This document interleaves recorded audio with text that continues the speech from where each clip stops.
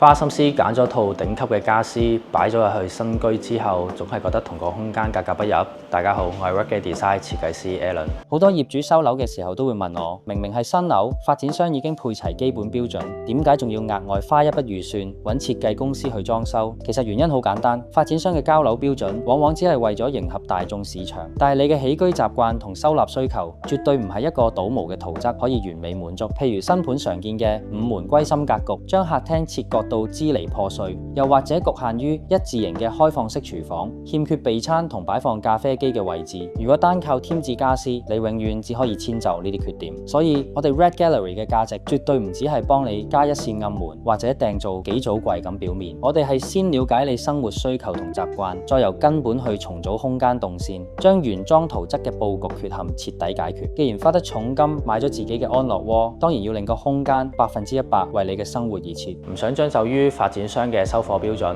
聯絡我哋 Rugged Design，等我哋為你打造一個真正貼服合乎你嘅專屬空間。